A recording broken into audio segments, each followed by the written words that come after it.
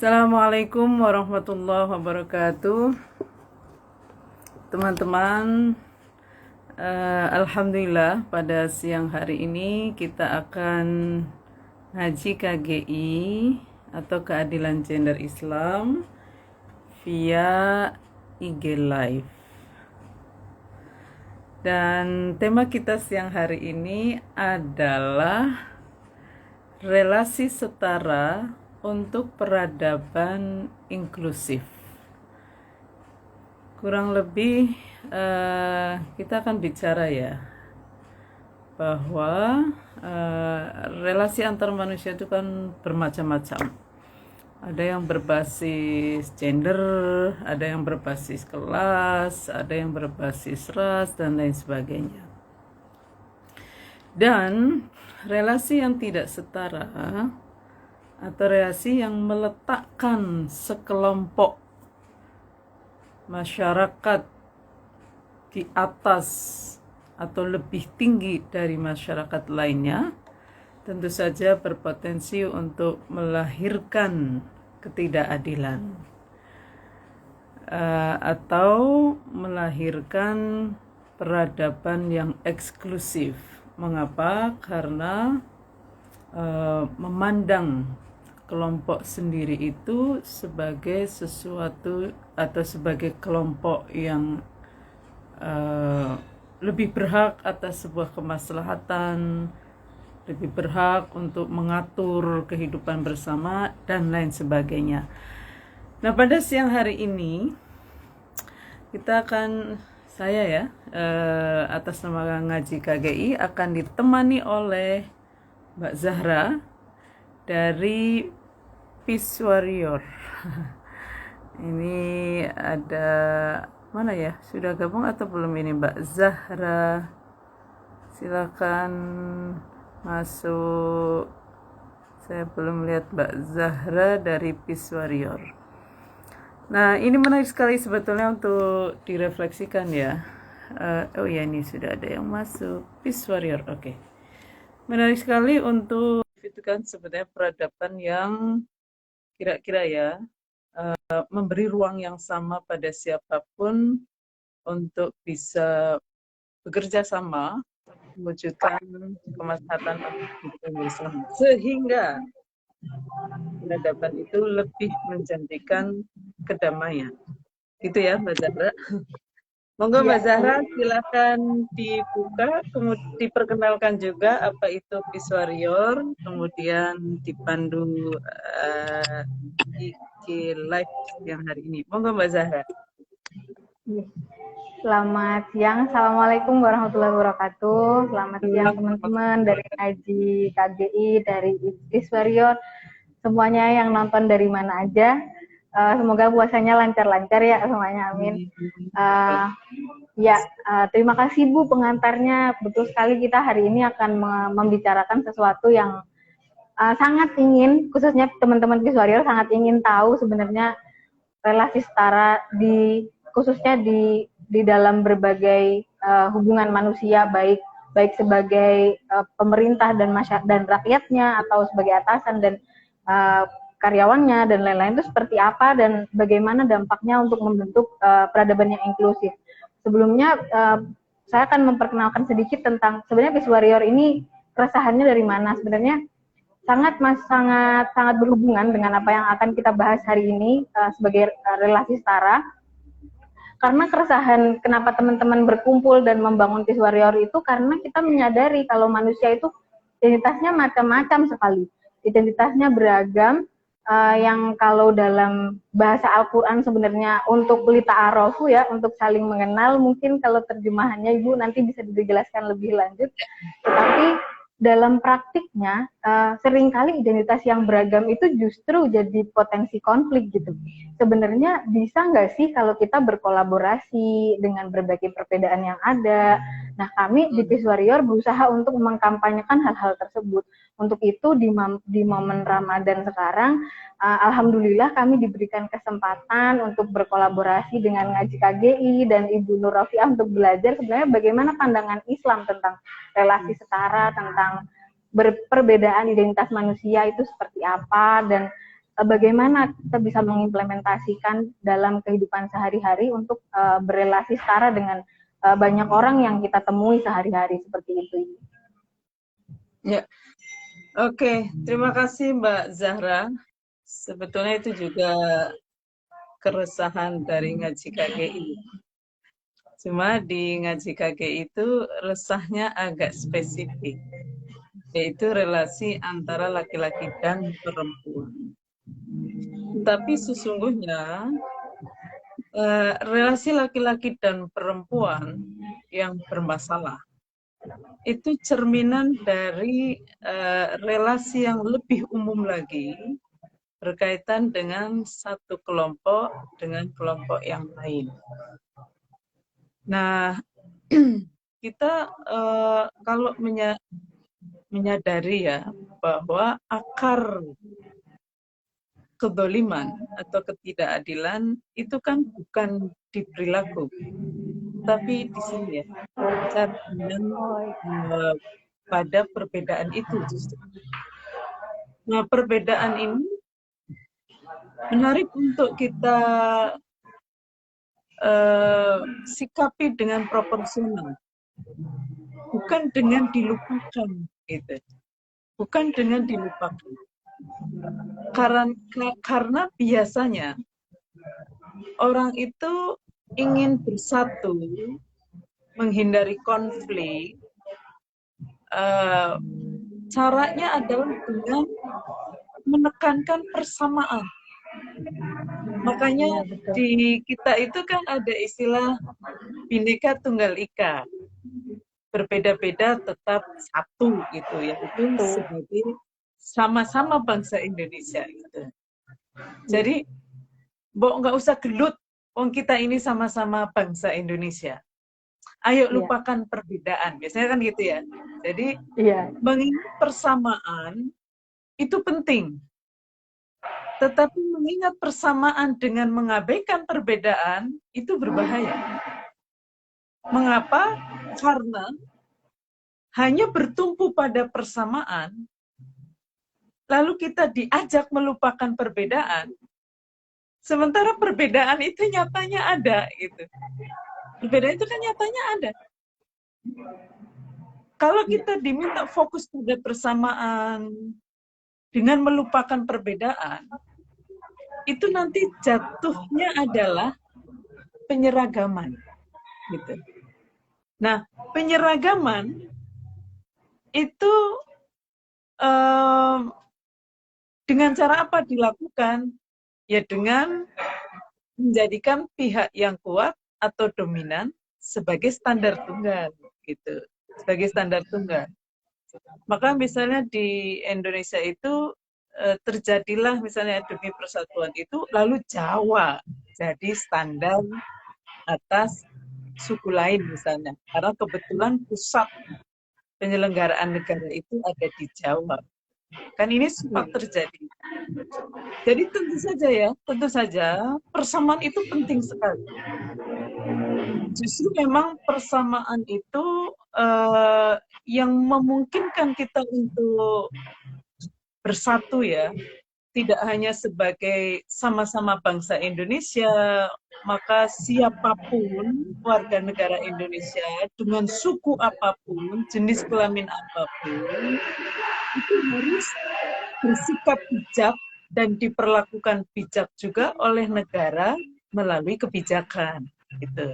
Jadi persamaan itu penting sekali. Juga sama-sama anggota masyarakat nih, misalnya ya, sama-sama orang Jawa, sama-sama orang Sunda, sama-sama orang, berarti harus sama-sama bersikap arif dan diperlakukan arif juga oleh masyarakat melalui kearifan sosial. Jadi jangan mengecualikan siapapun, karena semuanya itu sama. Nanti sebagai sesama orang Islam ya, sesama umat Islam, maka siapapun, jenis kelaminnya apapun, sukunya apapun, bangsanya apapun itu, harus berbuat kemaslahatan dan disikapi secara maslahat oleh agama gitu. Maka kemaslahatan Islam itu harus menjangkau siapapun. Persamaan penting, tapi jangan dengan melupakan perbedaan. Karena persamaan yang melupakan perbedaan itu nanti kita tidak terlatih untuk melihat perbedaan secara proporsional. Dan kita akan mudah sekali dipecah begitu orang menyoal soal perbedaan itu. Gitu.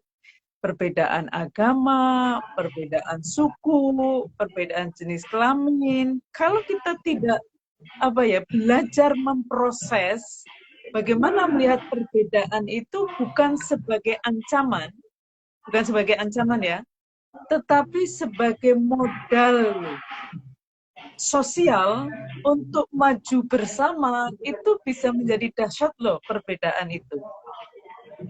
Contohnya perbedaan agama ya, perbedaan agama nih.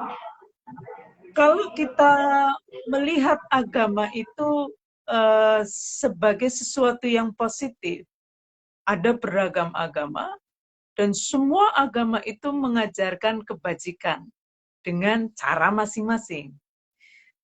Mestinya banyak agama di Indonesia itu menjadi kekuatan spiritual itu. Kekuatan spiritual yang banyak bagi bangsa Indonesia untuk maju bersama, untuk saling berbuat baik, dan berbuat baik kepada sesama manusia itu diyakini sebagai sebuah kebajikan gitu. Berbuat baik tidak hanya pada mereka yang satu agama, tapi beda agama, itu bahkan mestinya dihayati sebagai panggilan iman gitu, panggilan iman. Ini yang membuat perbedaan itu berubah menjadi kekuatan gitu, kekuatan sosial. Perbedaan laki-laki dan perempuan juga mestinya dikenali. Nah itu tadi, ta'aruf itu sebetulnya mengenali, kalau dalam versi saya, mengenali persamaannya apa, supaya tidak mengecualikan siapapun dari keharusan menerima manfaat dari kehidupan. Perbedaannya apa, supaya tidak menjadikan kelompok dominan sebagai standar tunggal kemaslahatan, kebijakan, kearifan dalam kehidupan bersama. Perbedaannya itu harus dipahami. Supaya tidak menjadikan, misalnya ya, tidak menjadikan non-difabel sebagai standar tunggal kemaslahatannya difabel. Tidak menjadikan orang dewasa sebagai standar tunggal anak kecil. Tidak menjadikan orang sehat sebagai standar kemaslahatan orang sakit. Dan tidak menjadikan umat beragama mayoritas sebagai standar tunggal kemaslahatan umat beragama minoritas. Makanya perlu perbedaan itu dikenali juga di samping persamaannya. Yang ketiga ya, jadi persamaan, perbedaan, keragaman. Keragaman itu untuk memastikan juga nih di komunitas, misalnya gini ya, laki-laki dan perempuan itu berbeda. Di samping perbedaan antara keduanya, masing-masing juga punya keragaman. Gitu. Jadi keragaman itu di masing-masing kelompok itu ada. Maka jangan juga menjadikan perempuan yang sehat sebagai standar tunggal kemaslahatannya perempuan yang sakit. Gitu. Jadi poin penting dari persamaan, perbedaan, dan keragaman itu adalah bagaimana bisa menghadirkan keadilan sesuai dengan kondisi spesifik masing-masing. Gitu. Nanti dalam konsep ta'aruf ini sayangnya ya, konsep ta'aruf itu sebetulnya kan itu bicara tentang, coba ya kalau memperhatikan ayatnya nih, ya ayuhan nasu inna khalaqnakum min dzakari wa unsa. Berarti perbedaan jenis kelamin, perbedaan gender. Wa ja'alnakum syu'uban, itu perbedaan bangsa. Ini tidak hanya soal identitas ini, tapi juga tampilan fisik kan. Ada bangsa ini. Bangsa itu artinya adalah ada yang badannya tinggi besar, ada yang kecil mungkin kayak orang Asia. Ada yang rambutnya pirang, ada yang rambutnya putih, ada yang rambutnya mancung, ada yang biasa aja. Ada yang matanya belok, ada yang matanya sipit. Itu mesti dikenali satu sama lain, kenalan gitu. Waqabail suku. Suku juga nanti ada perbedaan bahasa, ada perbedaan standar kesopanan, ya kan? Semua suku itu punya standar kesopanan, tetap punya nilai kesopanan ya, nilai kebaikan, nilai kearifan. Tapi caranya kan bisa beda-beda, bahkan bisa bertentangan satu sama lain. Di Jawa misalnya dahar itu halus kan? Dahar itu halus. Jawa, Sunda itu kasar ternyata. Nah, dengan mengenali ini kemudian kita bisa menempatkan diri kalau mau menghormati orang Jawa dengan orang Sunda, oh berarti harus berbeda gitu.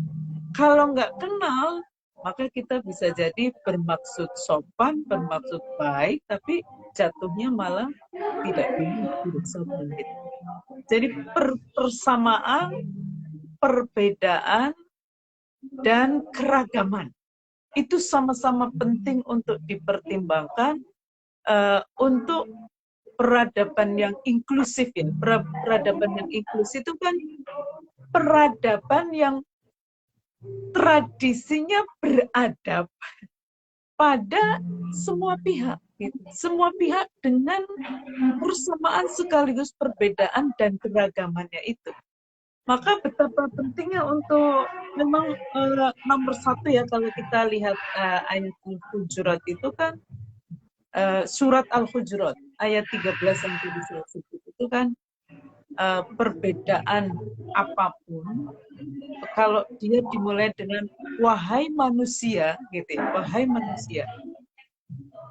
Menurut saya kan persamaan dulu nih, manusia, sama-sama manusia. Lalu perbedaan, laki-laki dan perempuan, bangsa-bangsa, suku-suku, itu untuk saling mengenali satu sama lain.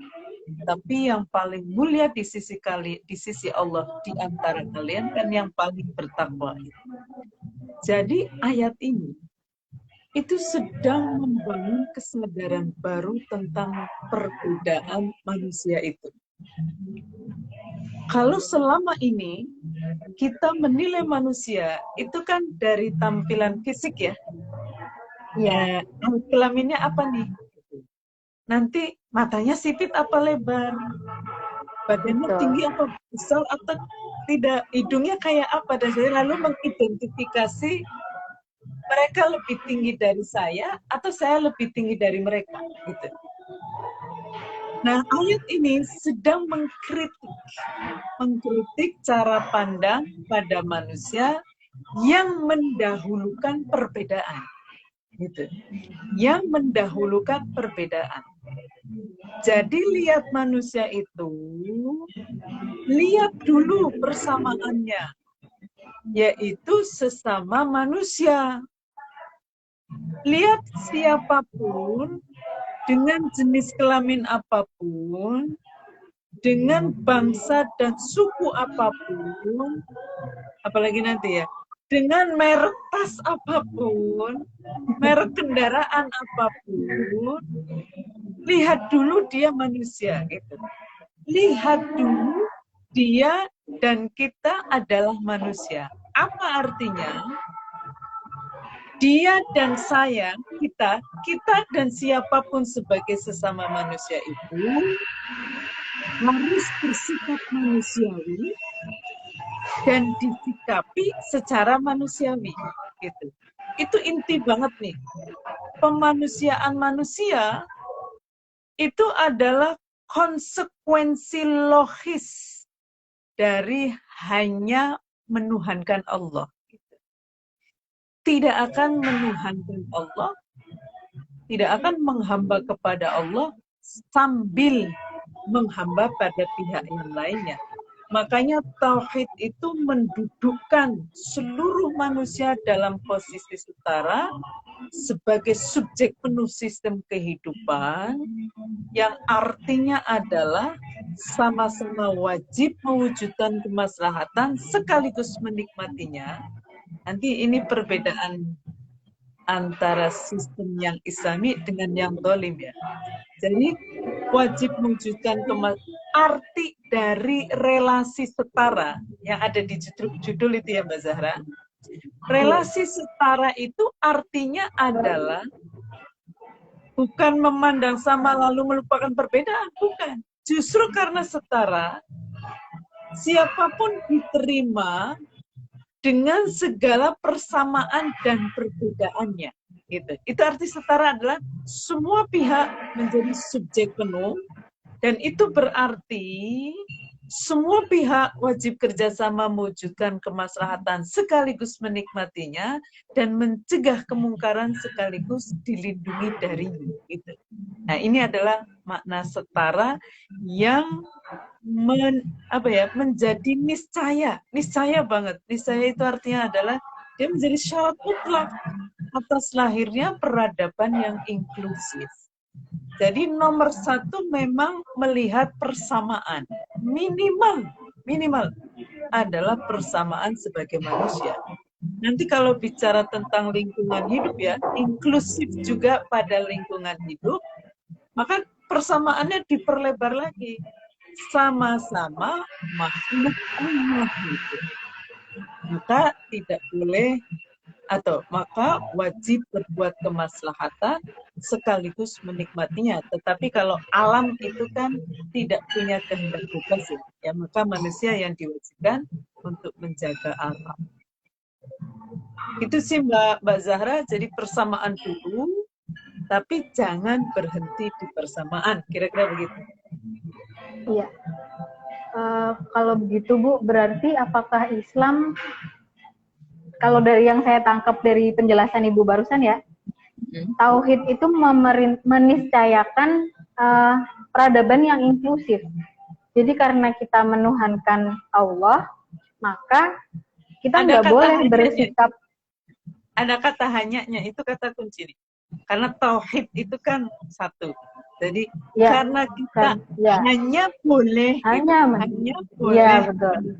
Allah. Ya, karena kita hanya boleh menuhankan Allah, maka kita tidak boleh bersikap diskriminatif terhadap yang lain karena juga kita setara dengan mereka, dan juga tidak boleh menjadi orang yang merasa perlu dihormati, perlu dihargai lebih daripada manusia yang lain, begitu Bu? Ya, kalau perlu dihargai harus ya. Jadi perlu dihargai dan menghargai, saling kan jadinya saling menghargai. Ya, yang tidak boleh adalah perlu dihargai secara berlebihan, mengalahkan dihargainya pihak lain. Jadi mungkin ini Mbak Zahra yang membedakan antara sistem kehidupan inklusif yang dicita-citakan oleh Islam dengan sistem kehidupan eksklusif yang itu melahirkan kezaliman. Jadi cirinya kan ada relasi antara pihak yang kuat dan dominan dengan pihak yang lemah atau du'afa dan mustad'afin atau rentan ini. Jadi nanti ciri dari peradaban inklusif, jadi peradaban inklusif itu dari mana kita menyimpulkan bahwa Islam itu punya cita-cita peradaban yang inklusif adalah dari misinya. Misi Islam itu kan menjadi anugerah bagi semesta. Semesta itu kan inklusif sekali. Bahkan semesta itu tidak hanya manusia, siapapun yang ada di semesta ini diharapkan oleh Islam, dicita-citakan oleh Islam itu mendapat anugerah dari kelebihan Islam. Maka betapa pentingnya untuk mengenali ta'arufnya itu tidak hanya pada orang ya, tapi juga ta'aruf pada sistem di mana manusia itu hidup. Jadi ada sistem yang zalim dan ada sistem yang eksklusif karena dia hanya menjadi anugerah bagi pihak yang kuat, dan ada sistem yang Islami yang inklusif karena dia memberi anugerah kepada siapa saja. Nah, bedanya apa? Mari kita lihat ya, supaya kita berarti kalau mau membangun peradaban yang inklusif, mari kita kenal dulu ciri dari peradaban yang eksklusif, kan gitu ya Mbak Zahra. Sehingga bisa bergerak menjadi seinklusif mungkin gitu. Nah, cirinya itu kalau di ngaji KGI paling tidak ada 4 ya. Ciri dari peradaban yang eksklusif, inklusif itu sama dengan peradaban yang zalim dan peradaban yang islami. Nomor 1 ya, nomor 1 nih. Ciri dari peradaban yang eksklusif, yang zalim, peradaban ini juga sudah menjadi anugerah. Tapi baru bagi pihak yang kuat gitu. Sementara peradaban eksklusif itu menjadi musibah bagi pihak lemah dan rentan gitu. Karenanya ciri pertama dari peradaban inklusif itu dia menjadi anugerah bagi kehidupan bersama, termasuk dan terutama bagi pihak yang lemah atau rentan. Ini ciri yang pertama ya.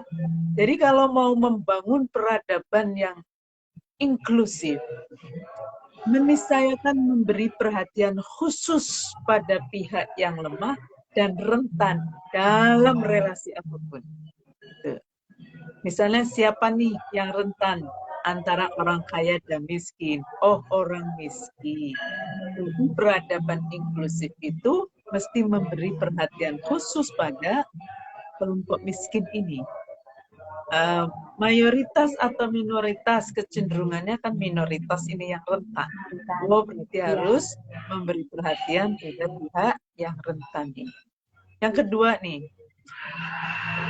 peradaban yang inklusif ya, yang dia memberi anugerah bagi semua pihak itu meniscayakan manusia yang menjadi khalifah fil ardh berakhlak mulia. Berakhlak mulia. Nah, peradaban yang eksklusif itu juga ada akhlak mulia. Tapi baru dari pihak yang lemah dan rentan pada pihak yang kuat dan dominan. Gitu. Akhlak mulia. Bahkan akhlak mulianya itu berlebihan. Nah, sebaliknya pihak yang kuat dan dominan itu boleh sewenang-wenang. Berakhlak madmumah, bukan karimah, tapi madmumah, tercela pada pihak yang lemah dan rentan. Maka ciri kedua dari peradaban yang inklusif, yang menjadi anugerah bagi semesta, bagi siapapun, adalah peradaban itu menuntut akhlak mulia dari semua pihak, termasuk dan terutama pihak kuat dan dominan pada pihak yang atau rentan. Ini ciri yang kedua ya. Ciri yang ketiga nih. Ciri yang ketiga, di peradaban yang eksklusif, itu pihak yang lemah dan rentan, du'afa dan mustad'afin, dalam relasi apapun, itu mesti tunduk pada pihak yang kuat dan dominan. Tunduk, bahkan kadang tunduk mutlak. Tunduk mutlak. Sementara dalam peradaban yang inklusif ya, peradaban yang inklusif nih, yang dicita-citakan oleh Islam, pihak kuat dan lemah itu hanya tunduk pada Tuhan, satu-satunya Tuhan yang disembah itu, dengan tunduk pada kebaikan bersama. Jadi tunduk mutlak pada Tuhan, dan itu artinya adalah tunduk mutlak pada kebaikan bersama, termasuk dan terutama kebaikan bagi pihak lemah dan rentan, harus tunduk semuanya. La ta'ata li makhluqin fi ma'siyatil khaliq. Tidak ada ketaatan kepada sesama makhluk dalam maksiat kepada Khalik atau Allah. Innamat ta'atu, sesungguhnya ketaatan pada sesama makhluk, bil ma'rufi, hanya dalam kebaikan bersama.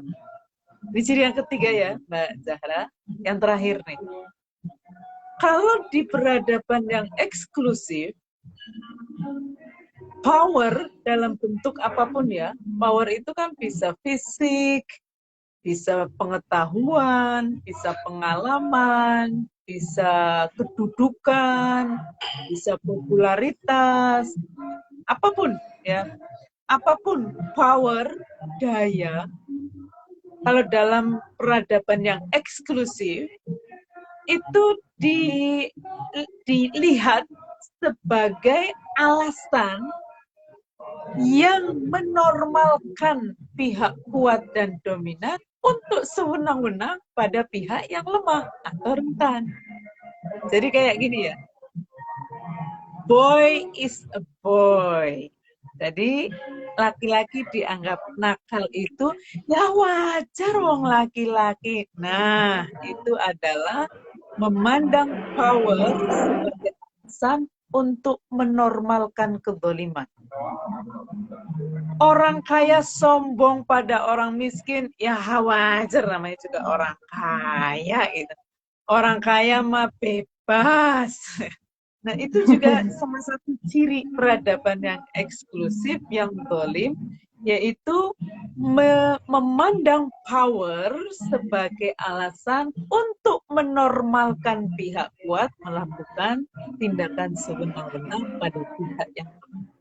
Sementara dalam peradaban yang inklusif ya, power dalam bentuk apapun, baik dimiliki, power itu kan dinamis sekali. Power itu dinamis sekali loh. Ada orang miskin sehat, ada orang kaya raya tapi sakit. Sakit, iya. Kan? Nah, berarti powernya beda dalam relasi apa dulu. Perempuan sebagai istri, mungkin dia lebih lemah dari suami, tidak selalu. Karena kan dinamis. Yang pasti ibu-ibu istri ini di depan anak balitanya dia lebih powerful. Nah, kezaliman itu kecenderungannya kan dilakukan oleh pihak yang lebih kuat. Maka dalam peradaban yang inklusif, power yang dinamis ini tidak hanya bentuk powernya yang dinamis, tapi dengan relasi siapa kita bisa kadang lebih lemah, kadang lebih kuat. Di titik yang sama. Saya sebagai apa? Saya sebagai rakyat mungkin saya lebih lemah dari penguasa, misalnya gitu ya, karena mereka ada otoritas. Tapi saya sebagai dosen di dalam kelas loh, mungkin saya lebih kuat dari mahasiswa saya. Tapi begitu keluar dari kelas, mahasiswa saya, mungkin anaknya inilah, itulah yang lebih kuat dari saya, sehingga di luar kelas bisa jadi lebih kuat dari saya. Nah, power yang dinamis itu, dalam bentuk apapun, dalam relasi apapun, kalau dalam peradaban yang inklusif, dia diyakini sebagai amanah yang diberikan oleh Allah kepada siapapun yang memiliki power itu. Amanah untuk apa? Untuk berbuat kemaslahatan bersama, untuk memberdayakan, bukan memperdaya pihak yang lebih lemah. Maka kira-kira seperti itu cara memaknai tauhid sebagai basis spiritual kesetaraan manusia, yang berarti semua berkedudukan sebagai subjek, dan itu berarti sama-sama wajib mewujudkan kemaslahatan sekaligus menikmatinya dan mencegah kemungkaran sekaligus dilindungi darinya. Dan kesetaraan dalam arti ini menjadi basis dari peradaban yang inklusif, yaitu peradaban yang melahirkan kemaslahatan atau menjadi rahmat bagi semesta. Nah, gitu kira-kira Mbak Zahra. Kalau dalam prakteknya Bu, sebagai individu, sebagai basis masyarakat yang mungkin seperti yang tadi Bu bilang ya, mungkin powernya beda-beda nih.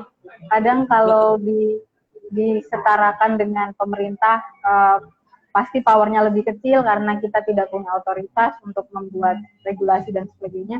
Apa sih Bu yang bisa kita lakukan sebagai individu atau basis komunitas kecil untuk mewujudkan peradaban yang inklusif minimal di sekitar kita aja gitu? Ya, menurut saya memang mesti peradaban itu kan justru basis peradaban besar itu kan peradaban kecil. Basis dari bangsa itu adalah keluarga. Nanti basis dari keluarga itu adalah individu. Jangan dikira bahwa kita ini juga punya relasi dengan diri sendiri. Ada loh.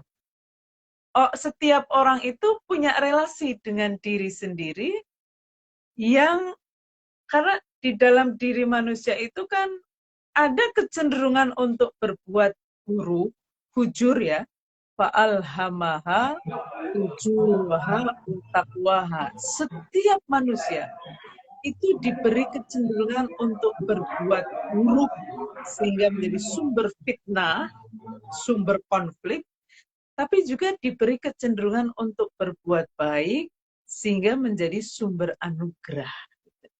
Jadi setiap orang itu pasti ada kecenderungan berbuat buruk, ada kecenderungan berbuat baik. Menurut saya, sebelum ke sana, setiap orang membangun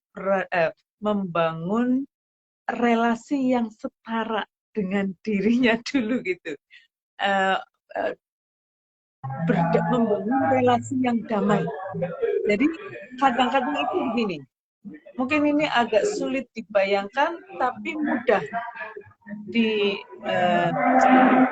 setiap orang mengalami dilema seperti ini ya, kadang-kadang. Apakah saya mendahulukan kepentingan orang dan mengalah terus, atau sebaliknya saya harus terus dimenangkan orang lain? Tidak.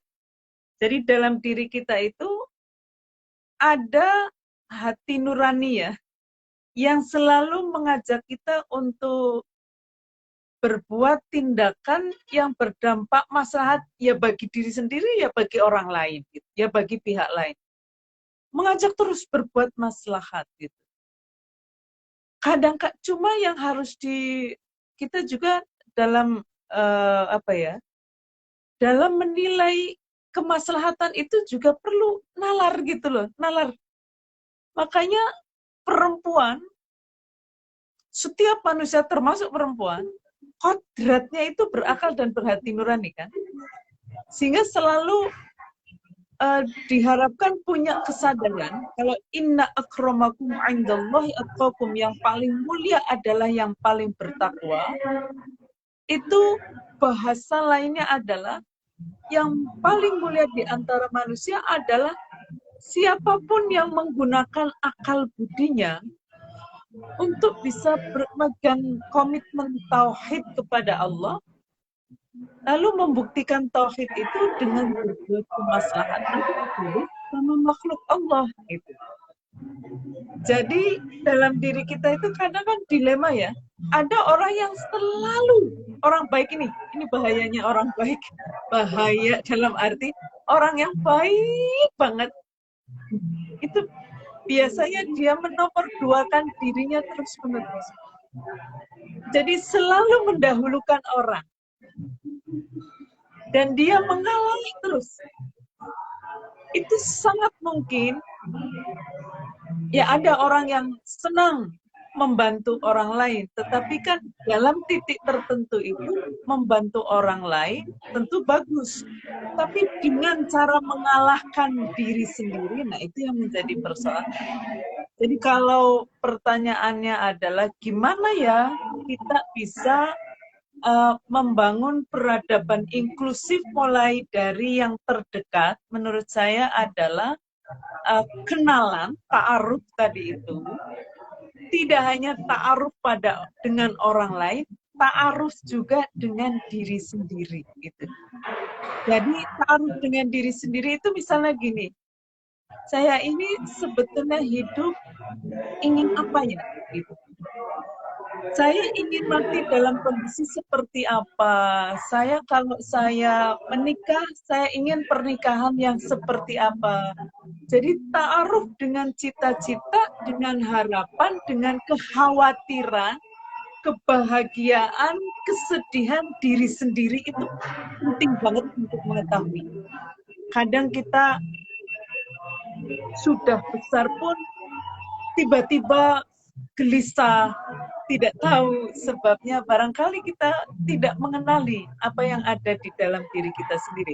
Nah, setelah itu ya Mbak Zanda, ya jangan kenal dengan diri sendiri, tok nanti egois. Maka ta'aruf dengan pihak lain. Orang lain itu harapannya apa, kekhawatirannya apa, cita-citanya apa, kebahagiaannya apa, ta'aruf. Setelah ta'aruf, negosiasi. Negosiasi itu supaya apa yang diputuskan bersama, terutama ya, itu sudah menjadi titik tengah dari harapan yang berbeda, dari kekhawatiran yang berbeda, dari kepentingan yang berbeda, dan semua yang berbeda. Jadi ta'aruf, kemudian negosiasi, kemudian temukan titik tengah. Tapi prinsip dasarnya adalah semua mesti atau tidak boleh zalim pada diri sendiri dan pihak lain. Pihak lain juga sama seperti itu. Bahkan lebih maju lagi adalah semua termasuk diri sendiri ya, mendorong untuk menjadi versi diri yang terbaik gitu. Versi diri yang terbaik itu kalau mau dalilnya ya khairun nasi anfa'uhum linnas, itu sebaik-baik manusia. Ini bukan kan ada dua pengertian ya. Saya sempat ini. Ada dua pengertian nih. Di antara 10 orang, siapakah yang terbaik? Biasanya kalau penilaian manusia itu, ya siapapun di antara 10 orang itu yang paling bermanfaat gitu, pada sebanyak orang dari 10 itu. Kalau lagi makan bersama, siapa yang terbaik? Biasanya yang traktir gitu. Traktir. Tapi menurut saya pemahaman seperti ini tidak fair. Mengapa? Karena setiap orang punya kondisi yang berbeda-beda. Ada yang rezekinya lancar, ada yang rezekinya seret. Kalau menilai orang itu bandingannya adalah yang terbaik di kelompok itu, ya bubar nanti. Orang yang punya privilege terus yang akan menjadi terbaik. Maka pengertian kedua yang saya ambil, siapakah khairun nasi anfa'uhum linnas? Mereka adalah siapapun yang menjadi versi diri yang terbaik sesuai dengan kemampuan dan kapasitas masing-masing. Yang punya uang mungkin berbuat kemaslahatan dengan uangnya. Yang punya pengetahuan dengan pengetahuan. Yang punya apa saja, mungkin skill midget lah, apalah, guyon, lucu, apapun yang membuat 10 orang ini menjadi happy, menjadi maslahat, itu bermacam-macam. Maka perbandingan versi terbaik setiap orang itu adalah dirinya sendiri, bukan orang lain. Orang lain boleh jadi inspirasi, tapi tidak boleh menjadi standar tunggal. Jadi kira-kira begitu. Nanti makanya yang agak misalnya menghormati perbedaan itu konteksnya ini. Kita dituntut untuk menjadi versi diri yang terbaik, orang lain juga versi terbaik menurut kapasitasnya. Kita tidak menjadikan orang lain sebagai standar tunggal, dan menjadikan bagi kita dan tidak menjadikan kita sebagai standar tunggal bagi yang lain. Gitu. Jadi saling menghormati versi diri, proses yang sedang terjadi. Termasuk dalam beragama. Saya Muslim, saya ingin dihormati keyakinan saya bahwa Islam adalah agama yang paling benar. Pada saat yang sama, saya menghormati umat lainnya untuk meyakini agamanya sebagai agama yang paling benar. Paling benar tanpa menegasikan. Jadi saya meyakini agama saya yang paling benar dan saya ingin orang menghargai itu, tapi saya juga menghargai umat agama lain untuk meyakini agamanya katakanlah paling benar menurut keyakinan. Jadi menerima perbedaan tanpa khawatir lalu kita berarti menganut agama yang bermacam-macam, bukan ikut meyakini. Bukan meyakini, tapi menghormati keyakinan yang berbeda. Gitu. Iya. Gitu kira-kira Mbak Zindra. Jadi mulai dari cara pandang itu lalu negosiasi, termasuk rakyat negosiasi pada pemerintah untuk kebijakan tertentu. Ya. Poin yang menarik yang tadi Bu Nur katakan, Bu Nur jelaskan ya tentang khairun nas anfa'uhum linnas. Kalau kita lihatnya selalu dari standar yang terbaik versi komunitas, yang tadi misalnya kalau makan yang traktir yang terbaik, selalu yang punya privilege akan jadi yang terbaik. Itu menurut saya adalah poin penting yang bisa kita gunakan untuk menjelaskan gini loh, peradaban setara untuk mencapai inklusif tuh kayak gini. Kamu nggak harus jadi versi terbaik menurut standar orang lain, tapi jadi versi terbaik atas apa yang kamu mampu, atas apa yang kamu bisa, seperti itu ya Bu.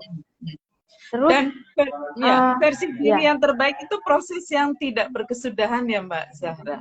Iya. Iya Bu.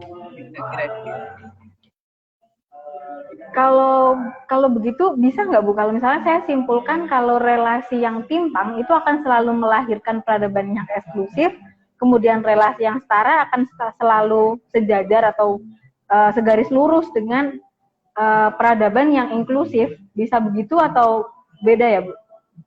Menurut saya begitu. Jadi perbedaan itu tidak harus relasi perbedaan itu tidak meniscayakan relasi yang timpang, gitu. Kan orang selalu berpikir antara kaya dan miskin itu kan memang beda dan memang selalu ada ketimpangan. Menurut saya tidak. Bahwa kecenderungan besar dalam melihat perbedaan itu secara negatif lalu melahirkan relasi yang timpang, mungkin, tetapi relasi timpang adalah satu-satunya kemungkinan dari perbedaan, menurut saya tidak. Gitu. Justru tadi itu ya, mengapa penting untuk melihat persamaan, perbedaan, sekaligus keragaman. Jadi orang yang kaya dan miskin itu, ini contoh saja ya, contoh dari relasi dua komunitas yang berbeda itu, bisa banget loh relasinya tidak timpang, relasinya adil. Itu misalnya relasi yang seperti apa? Ya relasi yang dimana orang yang kaya dan miskin itu kemudian bekerja sama untuk mewujudkan kemaslahatan sesuai dengan kemampuan masing-masing. Kan modal sosial itu tidak hanya harta. Ya. Tidak hanya harta loh, jangan salah. Orang itu punya pikiran itu belum tentu kan pemikiran orang kaya itu selalu lebih baik dari pemikiran orang miskin, belum tentu. Sensitivitas orang miskin mungkin bagus, sensitivitas sosialnya, karena tidak punya privilege harus berjuang dalam banyak hal, maka sangat mungkin mendengarkan mereka yang punya pengalaman pahit secara ekonomi itu bisa lebih berharga dalam merumuskan kebijakan supaya tidak menjadikan orang kaya sebagai standar tunggal gitu. Jadi termasuk laki-laki dan perempuan. Laki-laki, apalagi kalau power itu dinamis gitu loh. Power itu kan dinamis sekali. Siapa bilang laki-laki selalu kuat? Enggak. Siapa bilang perempuan selalu lemah? Enggak. Sistem patriarki itu punya asumsi laki-laki selalu kuat, perempuan selalu lebih lemah. Sehingga laki-laki itu lebih siap menerima kekurangan perempuan. Dan itu Dibanding kayak menerima kelebihannya gitu. dibandingkan menerima kelebihannya. Sebaliknya perempuan lebih siap menerima kelebihan laki-laki dibandingkan kekurangannya. Padahal laki-laki dan perempuan itu sama-sama punya kelebihan, kekurangan, kelebihan dan kekurangan itu bahkan bisa sama-sama menjadi modal untuk saling gitu. Saya tidak tahu ya, apakah kekurangan itu, apakah sesuatu yang disebut keburukan itu selalu buruk? Nyatanya enggak gitu. Saya contohkan begini ya. Pelit itu buruk kan? Selalu dipandang buruk.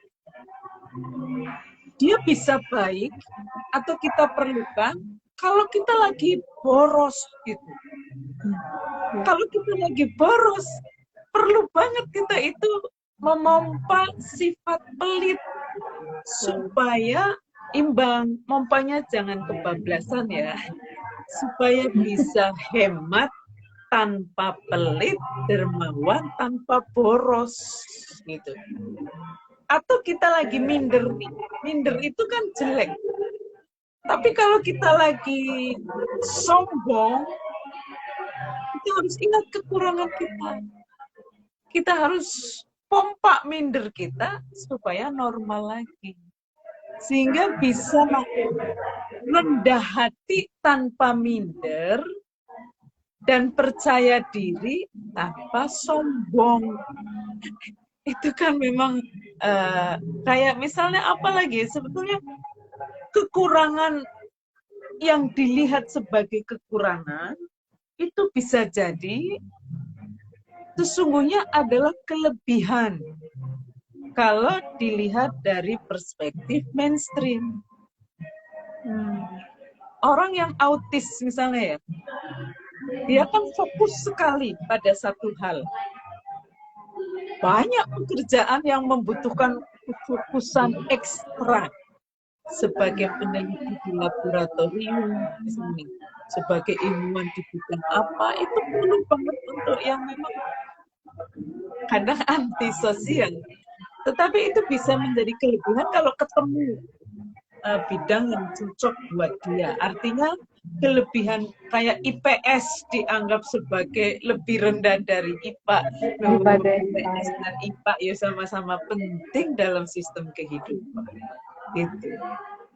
Gitu sih Mbak. Jadi sekali lagi ya, perbedaan itu tidak hanya bisa melahirkan relasi yang timpang. Perbedaan itu sangat mungkin mempunyai relasi yang adil setara, mendudukkan semua pihak yang berbeda itu sebagai subjek penuh sistem kehidupan. Artinya masing-masing dituntut untuk menjadi versi diri yang terbaik supaya bisa kerjasama mewujudkan kemaslahatan untuk semua pihak. Ya, berarti itu tadi praktek ini ya Bu, yang Ibu jelasin di awal tadi, pentingnya ta'aruf dengan diri sendiri, kemudian ta'aruf dengan lingkungan kita, kemudian duduk di tengah, iya. Pentingnya seperti itu. Nah, itu bisa juga dong Bu diterapkan di keluarga misalnya. Sangat mungkin, sangat mungkin. Bahkan harusnya begitu. Harus, keluarga yang ya. sakinah, ya. Keluarga yang sakinah, keluarga maslahah, suami istri yang sakinah, itu memang meniscayakan kesetaraan posisi. Makanya suami dan istri di dalam Islam itu disebut sebagai pasangan zauj. Jadi dua-duanya itu berpasangan. Arti pasangan itu kayak sandal, kayak sayap. Keduanya sejajar sama-sama bergerak untuk kemaslahatan itu. Jadi perkawinan yang inklusif itu perkawinan yang memberi maslahat pada semua pihak. Itu pun meniscayakan kesetaraan laki-laki dan perempuan sebagai suami istri ada persamaannya, kan sama-sama manusia. Ada perbedaannya. Minimal ya, kalau laki-laki dan perempuan itu kan minimal 2 perbedaan ini yang harus diingat-ingat, jangan diabaikan. 1, perbedaan secara biologis, karena sistem reproduksi yang berbeda. Laki-laki tubuhnya dalam reproduksi hanya mengeluarkan sperma, durasinya menit bukan detik, dan dampaknya nikmat. Perempuan menstruasi mingguan, dampaknya agresif.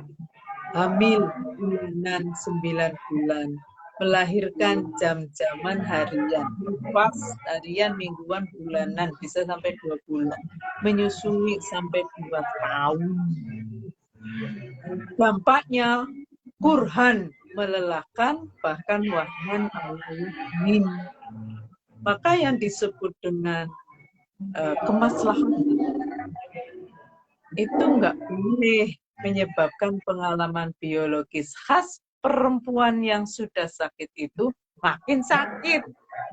Itu. Jadi kalau mewujudkan kemaslahatan bersama antara laki-laki dan perempuan, ya jangan dong bikin sesuatu yang membuat pengalaman biologis ini makin sakit.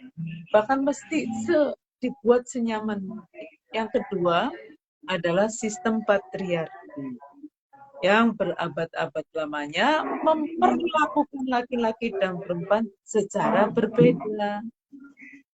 Sehingga perempuan berabad-abad tidak dianggap manusia, berabad-abad bahkan sampai hari ini dianggap lebih rendah dari laki-laki. Maka perempuan itu rentan mengalami stigmatisasi, marginalisasi, subordinasi, kekerasan, dan double burden hanya karena menjadi perempuan. Tentu itu zalim. Makanya yang disebut dengan kemaslahatan itu tidak boleh mengandung kezaliman dalam bentuk apapun, termasuk kezaliman pada perempuan hanya karena menjadi perempuan. Gitu. Jadi sangat mungkin di dalam keluarga, apalagi perkawinan itu kan satu akad yang membuat nanti laki-laki dan perempuan semakin aktif secara reproduksi. Nah itu kalau tidak didudukkan secara sejajar, hanya meletakkan istri sebagai objek seksual, ya kemaslahatan tidak akan inklusif. Kemaslahatan pasti hanya bagi pihak yang kuat dan sistem reproduksinya nikmat. Sementara bagi perempuan yang jam-jaman, harian, mingguan, bulanan, bahkan tahunan, menjadi tidak makin sakit gitu. Itu saya kira-kira Mbak. Iya. Ada pertanyaan nggak ya dari Mbak? Kurang 3 menit ya Mbak. 5 menit. Iya. Berarti kalau boleh saya simpulkan ya Bu, tadi dari awal kita ngobrol untuk mewujudkan relasi, untuk mewujudkan peradaban yang inklusif itu perlu pertama mengenal persamaan dulu sebagai sesama manusia misalnya, atau sesama makhluk ciptaan Tuhan. Kalau makhluk ciptaan Allah, kalau misalnya yang dibicarakan lingkungan. Kemudian mengenal juga perbedaannya, bukan untuk mendiskriminasi atau mengkotak-kotakan, tapi justru untuk saling mengenal apa sih yang dibutuhkan, apa yang diperlukan. Jadi perbedaan kemudian itu yang penting dikenali supaya kemaslahatan itu sampai pada pihak yang rentan tadi, yang lebih lemah, supaya tidak menjadikan yang kuat sebagai standar. Ya. Terus kemudian juga penting mengakomodir keberagaman, Bu. Mengakomodir keberagaman ini konteksnya kolaborasi gitu ya, Bu. Konteksnya juga sama pada komunitas yang sama ya. Misalnya sesama perempuan. Sesama perempuan. Jangan asumsikan perempuan itu cuma satu, itu loh. Iya, di dalam perempuan juga ada banyak keragaman, beragam agamanya, beragam sukunya, beragam ini itunya, sehingga tidak menjadikan satu perempuan atau sekelompok perempuan sebagai standar tunggal bagi perempuan yang lain. Ya kan intinya itu. Gimana caranya supaya setiap orang itu bisa mendapatkan keadilan secara hakiki. Betul.